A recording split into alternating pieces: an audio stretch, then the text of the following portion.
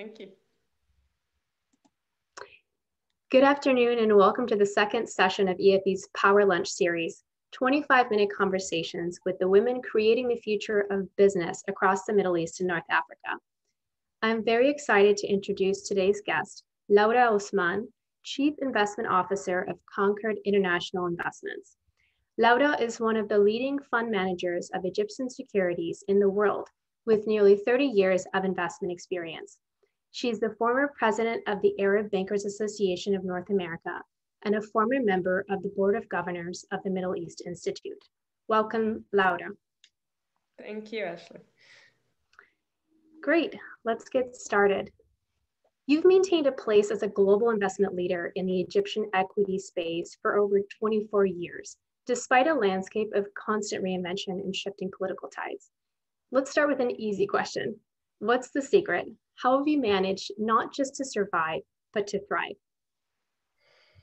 Well, first I wanted to thank you very much for the kind introduction and for EFE for having me here and all the work you do in the region, especially for women. And I also wanted to thank Abana and Seven Sisters for supporting this event. Turning back to Egypt, I guess you could say I've been living in interesting times long before COVID. But honestly, I wouldn't have it any other way. I joined Concord in mid-1996 to help them launch their first country fund. And it was a really vibrant time in Egypt. I remember it was called the Tiger on the Nile. It was a darling of foreign investors, and we were having really a great time. But, you know, it wasn't always easy, and a lot happened over the years, including the September 11th attacks, which saw, you know, the appetite for the region dry up overnight. After that, eventually we had the Arab Spring, which had the market shut down for months. We've had regime changes, regulation changes, and devaluations that saw our fee income shrink by 50% overnight, which is also very difficult. But I think the key to surviving the ups and downs of any market is really staying true to your philosophy and staying the course and managing your investors' expectations. So, you know, as long-term investors, our focus is on fundamentals and valuations as opposed to trying to time the market. And in difficult times, in addition to the investment front, you need to spend time communicating with your clients and helping allay their fears. Great, so interesting. Before we move on, can you share your outlook on the investment climate in Egypt at the moment? Sure, I'd love to. I think Egypt has a lot to offer at the moment. On a relative basis, they've weathered the COVID storm fairly well, and I hope that continues to be the case. So they're not taking it quite as seriously as I'd like, but you know. On the economic front, Egypt has been going through an extensive reform program over the past few years. And according to the IMF, it was one of the fastest growing emerging markets prior to the pandemic. And even during the pandemic, it's one of the few countries in the world and the only country in the region that's going to have positive GDP. So we're looking at possibly as much as 4% during this period, which is quite substantial. I think when you look at Egypt relative to the region as a whole, it's important to remember that it offers a much more diversified economy. It's not as dependent on energy. And also they have a very large population, over 100 million people, and it's driven, the economy is driven primarily by domestic demand and domestic consumption. So that's helped a lot, especially during COVID. Although, of course, the drivers of hard currency, like tourism, which is a huge employer and contributor to the economy, and FDI, remittances, Suez Canal receipts, those have all taken a hit. I think the key to maintaining stability in a country like Egypt is stimulating the private sector and having employment. And so as a result of the reform program, after years of high inflation, political instability, and currency fluctuation, you're seeing a much healthier environment that's much more conducive to growth. And the government has been able to successfully cut interest rates dramatically. So I think this should help a lot with expansion, both in terms of very long overdue CapEx borrowing and SMEs, which are a huge driver of the economy and a major source of employment. I mean, we have over 500,000 graduates coming into the workforce every year. And so that really ties in well with what you guys are doing. And just a final observation, the market has sold off about 20% year to date, mostly as a result of COVID. And so it's trading at about 7 times earnings, and I think it's quite attractive. Great, very optimistic outlook, excellent. So let's turn our attention now specifically to the topic of women. You have deep roots in both Egypt and New York City. So how do you see the domestic and global landscape for women in particular in business at this moment? Sure. Well, I'd like to start with the impact that COVID has had. And it's no doubt that women have been disproportionately affected. A lot of women have had to stay home to take care of their children and help them with their education, or to take care of relatives. And while some do have the luxury of working from home, many do not. And this holds true anywhere in the world. But if you look at the region specifically, UN Women has found that women are 3 times more likely to lose their work during the pandemic as opposed to men. And a lot of that comes from the industries in which they're employed, like hospitality, education, and retail. I don't want to spend too much time talking about women in the US, because I think most people are familiar with how it's going here, although I do want to make one observation about board inclusion. Obviously, there's no doubt that women are underrepresented. However, there has been a surge of women and people of color on the boards. And now the responsibility falls to those women to make the most of these positions and not just sit at the table. I mean, they have to be active participants. In Egypt, on the public sector front, Sisi's government actually has gone a big way towards empowering women. He's appointed some very key ministers who are female. I'm not talking token ministries, I'm talking investments and international cooperation, planning, immigration. We have some real trailblazers there, and they're very visible both domestically and internationally. We also have a record number of female parliamentarians, and they're pushing forward women's issues. And we have some heads of public sector banks who are female. On the private sector, women have been doing well as well in Egypt, although there's been a little bit more competition lately as jobs that men had gone to the Gulf and other areas for have dried up and they've come home. But the biggest factor in Egypt really is the socioeconomic divide. And so if you're a woman who's fortunate to come from the higher echelon of society, you won't have as much trouble competing in the workforce. But if you're not that lucky, it's virtually impossible to break through. And I think this is really the area where sort of education and training comes in if you want to change the narrative going forward. Definitely. Let's take a moment to rewind back to the start of your career. What was it like when you were trying to enter the world of work at Prudential Securities as an ambitious woman? Did you face any pushback from colleagues or supervisors? And if so, how did you deal with that? I don't think in the early days of my career that I viewed myself as ambitious at all. if anything, I was probably insecure most of the time. I was a woman, a foreigner, and very young. I graduated university just a month after my 20th birthday.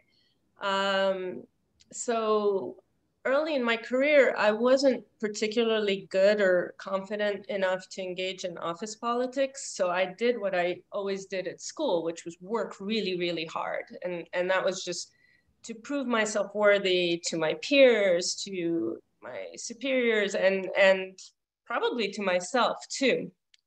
And I think it made me a valuable resource, but probably wasn't enough. I think I must have sold myself short in retrospect. I mean, in a way, if you think about it, if you know what you're doing, working hard is pretty easy because the outcome is somewhat predictable. The human aspect of business, though, that's a lot more challenging. But having strong champions can make a huge difference in how you're treated, including promotions and pay raises. So I think that by being workhorses, because the other side of the equation is uncomfortable, a lot of us miss out on opportunities that we're well qualified for. And over the years, I've noticed that with other young women as well. Very interesting. So you talked a little bit about this indirectly, but what do you wish the younger you knew when starting your first job? A lot, a lot. I think first of all, to accept help from others. I was way too proud. I didn't want any help from my parents or anything else. But now the first thing that I tell young people and interns is if people can help open the door, say yes. I mean, at the end of the day, they're not doing the work for you. You still have to prove yourself. But by leveraging their connections, your tiny network is just getting exponentially bigger. And once you're in, it's up to you to sink or swim. And again, on the relationship kind of front, seek out mentors. I was extremely fortunate at Prudential to have the support of this amazing woman called Judy Rice, who eventually became chairman of Prudential Investments. And then when she tried to retire, they wouldn't let her go, and she became head of diversity. But one thing that I really regret is I didn't stay in touch. And that's just really a shortcoming on my part. So you have to stay in touch with your network as you build it. And don't limit yourself just to women. I mean, women are great champions, but I also had support of a lot of great men at Abana. And just one more point specifically to women is that sometimes you need to say no. And that can be very, very difficult when you're young and in your first job. But what I'm referring to is, I don't like to use sort of buzzwords, but this concept of unconscious bias does exist in some areas. And so women are often asked to perform certain roles, like be the note taker in meetings, or if there are no admins available, to relieve the receptionists. And don't get me wrong, as an entry-level employee, you need to be willing to do your share. But if you're being asked to do more than that, you need to speak up. And then people will think twice about asking women to do specific kinds of jobs. Definitely. So one of the issues that our graduates at EFE often mention is how challenging it can be to advocate for a raise or promotion once they enter the workplace. Has advocating for yourself ever been an issue that you've had to face? That's a really great question, Ashley, because I think that the biggest challenge that women face in the workplace is advocacy. And it goes again back to that concept of putting yourself in an uncomfortable position. I always found it far easier to advocate for other people than to do it for myself. And I would take pride in helping my team's professional development. I think that women definitely wait far too long to ask for promotions compared to their male counterparts.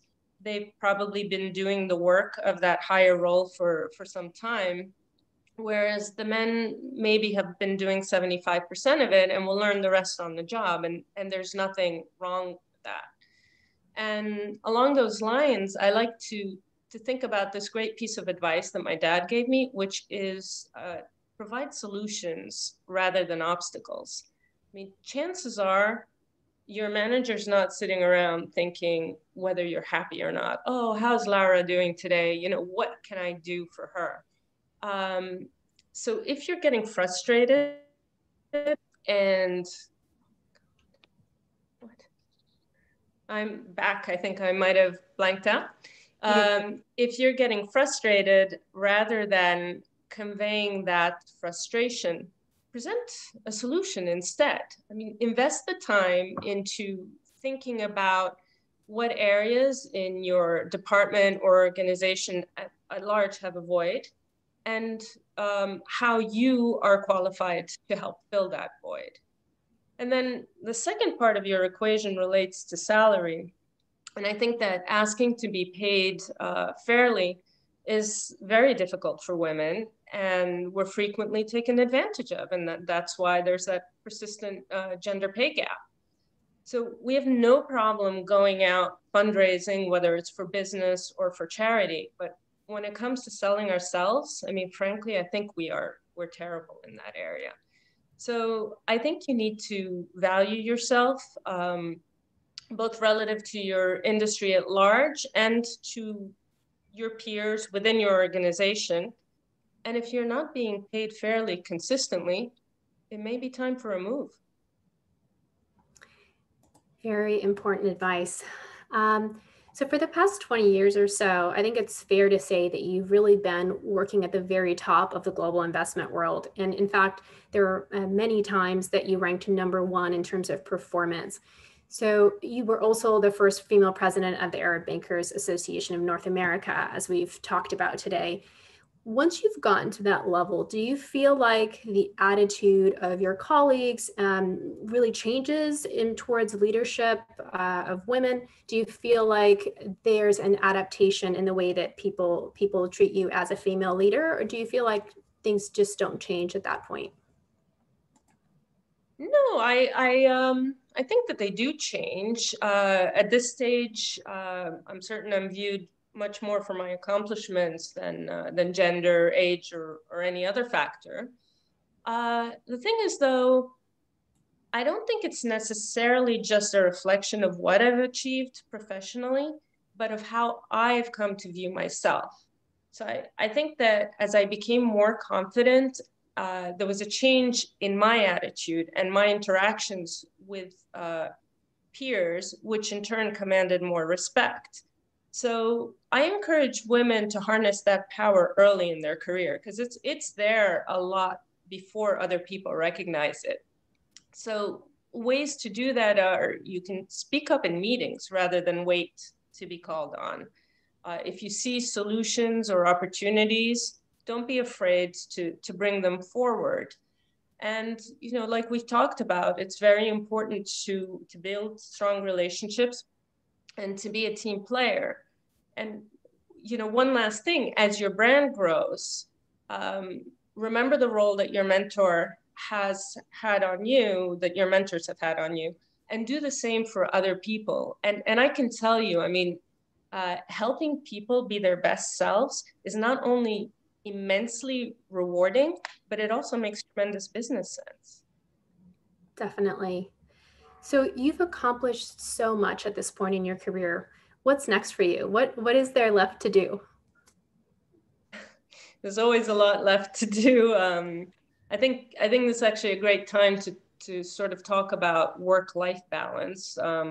Most of us probably feel that there are not enough hours in the day. So I think the key is to accept that you can't do it all and to prioritize. So I look at my life in terms of 3 areas: home, career, and giving back. So on the home front, I have 2 young ladies in high school that I'm immensely proud of. And especially these days, I mean, COVID's been really, really hard on young people. One is a senior in high school and the other one's not far behind. So really spending my time helping them navigate their high school experience and the college admissions process, which I can tell you is no fun. In terms of giving back, and here I'm not talking about professional organizations like Abana, whose board I'd love to join again. I am trying to focus most of my efforts on causes that help women advance both here and overseas. So to that end, I am very proud of being affiliated with EFE and the Work for Women campaign. I'm also on the advisory board of a fund that of a team that helps widows in the developing world. And something that I'm very excited about, and actually it's my next call after this, is that I've been given an opportunity to mentor a young US veteran who wants to enter the workforce. So I'm looking forward to meeting my new protege. On the career front, after 20 years, I'm leaving Concord in January, and I'm wide open in this area, actually, as I'm at the stage of my life that I can do pretty much whatever I want. I mean, I've been in emerging markets for most of my career, but recently I've been looking at things in ESG and fintech, and it's actually kind of fun taking an inventory of yourself and kind of reinventing yourself. I asked myself which part of my career I enjoyed the most, and I realized usually areas where I was exploring and learning. I mean, developing new strategies, or at times when I was trying to find solutions to problems that we hadn't faced before. And also I realized when I was thinking about it that as a generalist investor, I'm very fortunate to have come to know many industries, and both through this industry knowledge and having been at a firm for so many years from its kind of infancy, I know what it takes to run a business. So I think to that end, I would probably enjoy, making direct contribution on a company, either in the boardroom or in an advisory capacity. The sky certainly is the limit, given where you're at. So, well, first of all, thank you so much for your partnership with EFE on the Work for Women campaign, and for explaining why it is that the campaign is meaningful to you. More broadly, why do you think that a global audience should care about the empowerment of women in the Middle East and North Africa? Well, the world should care about the empowerment of women everywhere. We're more than 50% of the population, and there's no doubt that our contributions are valuable. The real question is whether they're valued enough. But if you're looking at less developed countries, as well as even certain demographics within our own, women are often the heads of households. And so if you take the rural areas of Egypt, over 57% of the heads of households are women. And so just think about what training and employing women in these areas, what impact that'll have on their households and on the future generations. A lot of work has gone into bridging the gender gap, but COVID, threatens to reverse some of that. So I'm really proud of what you guys are doing, and that, big percentage of your graduates, I think it's about 57%, are women, and also that you support female entrepreneurs in the region. Great. Well, we're certainly thankful for your partnership. Final question. Over the next 3 weeks, more than 700 young Egyptian women will be entering the workplace for the first time through EFE's programs, and some of those will be entering the banking industry. What advice would you give these remarkable young people when they are trying to launch their careers? First of all, congratulations. It's a very exciting time of your lives, so definitely enjoy it. Secondly, don't be intimidated. You've worked hard and you deserve to be where you are. So, enjoy that. continue to study and to learn and to be a contributor, but at the same time, make sure that you're treated fairly. And if you're not, you need to speak up. And, you know, for those of you entering banking, there are a lot of great opportunities in Egypt, a lot of great institutions. So I think you'll enjoy it quite a bit. And on a final note, if I can help anyone, please feel free to reach out. Thank you so much. So we'll take a few questions from the Q&A.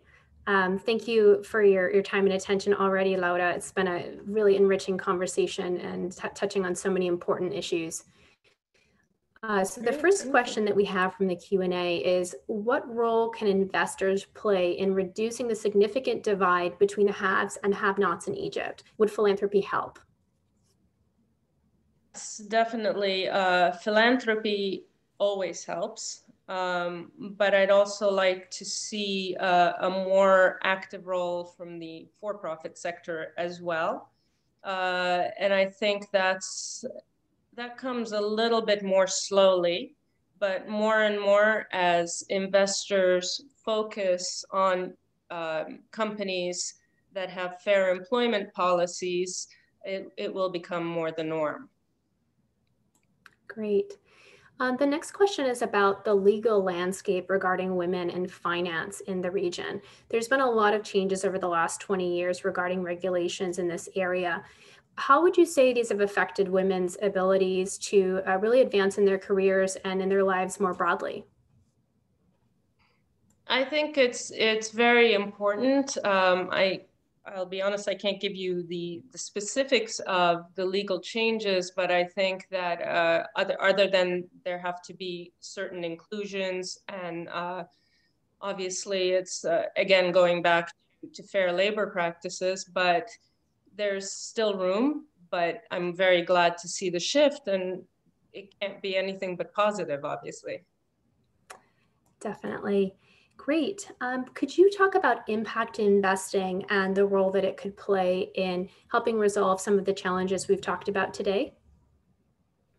Sure. I think we covered that a little bit when, you know, in talking about, again, looking at sort of the social impact out of the ESG type of component, which goes to holding companies kind of feet to the fire and making sure that they have fair practices. Definitely. Okay, great. So I think we could take probably one more question from the Q&A. Does that work? Sure. So you spoke about the importance of mentorship. How would you suggest women who are open to becoming a mentor go and actually find someone to mentor them? There are a lot of great organizations out there, and you have to decide kind of in which area you're interested in. So whether it be, I think a lot of companies themselves are doing that as well. But for example, I'm working with ACP to help, you know, with a veteran. I'm sure that you guys could make an introduction. Abana could make an introduction if your company doesn't have a program. But I think a quick search, you'll find many different organizations looking for mentors. And you can look at what it is that you can offer and find the best fit. Great. We also have Mohammed Idris, who is the ambassador of Egypt to the UN in New York, who's asked to say a few words. So I will pass the microphone to Mr. Idris. Great. So you should be able to speak. Fine. Great. Thank you very much. You hear me, Ms. Ashley? Excuse me? You hear me? Yes, we hear you. Thank you very much. First, let me express my utmost honor and the pleasure to be with you in this occasion and to be with Laura. Really, Laura, I tell you in Arabic, منورة يعني مشرفانا وفخورين بيكي. We're really very proud of you, Laura, and not only as an accomplished and a model of success of Egyptian women, but also for an inspirer for young generations, and this is very important. I would like to thank also EFE and my dear friend, Mr. Roland Broder, for his initiative, and the EFE. I know that if not for COVID, would have had a very gracious lunch together as usual. I attended so many successful events before for the EFE, and with also very accomplished Egyptian figures. Laura, I think I want to tell you that your accomplished is so much echoed and valued. And the UN now, of course, one of its top priorities, among its top priorities are gender equality, gender parity, education, and gender empowerment, women empowerment, and youth empowerment. And to tell you, we are also working on the same vein that last Friday, the General Assembly, Third Committee of the General Assembly, adopted an Egyptian resolution by consensus. And that is a resolution entitled Strengthening National and International Rapid Response to the Impacts of Coronavirus Pandemic on Women and Girls. And that resolution tackles the social and economic impacts of COVID-19 on women and the girls, and it calls for the inclusion in every response plan to the pandemic, including the financial inclusions. Also in the field, of course, of the you talked about the incentives and attempts to inspire young generation, young women in Egypt in the field of education, employment, and the appointed ministers, women ministers, in very important posts in the cabinet. And of course, Egypt is proud as well to be among the early countries in the Middle East and Africa to launch the Closing the Gender Gap Accelerator, which is a private-public platform for collaboration to reach gender parity.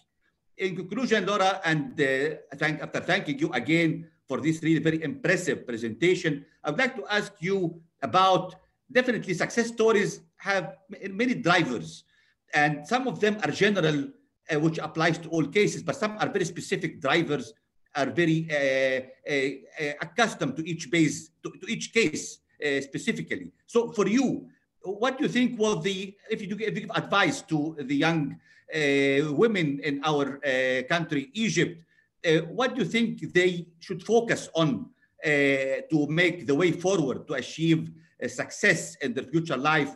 And one also question, what do you think about some people sometimes say, if you don't love what you do, then do what, then if you don't find what you love, then love what you do.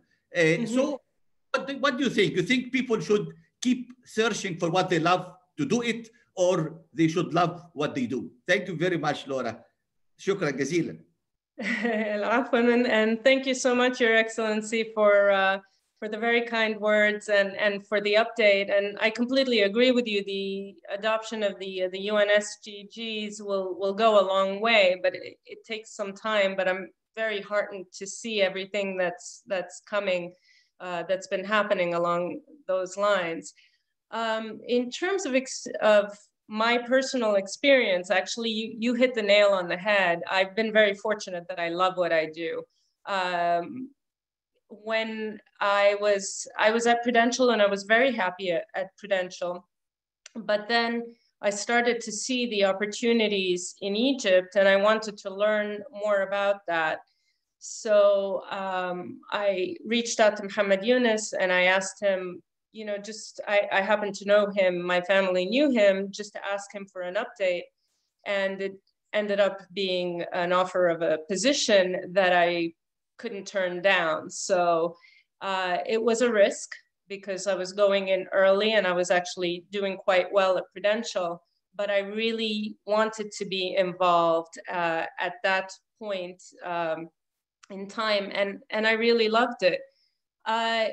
You can't always love what you do, though. It doesn't matter what you do. There are times where it is stressful, it's not easy, and that's where you persevere. So I think it is a combination of the two things that you mentioned: do what you love and love what you do. But you know, to the extent that you're happy most of the time, you're ahead. So that's great. Great. Thank you so much for being here, Laura, and thank you everyone for attending. As we wrap up, I'd like to ask that you keep your eye on your inbox because we'll be having an upcoming exciting announcement from EFE Saudi Arabia and the Work for Women campaign. Thank you so much. I hope to see you on the next session. Thank you, everyone.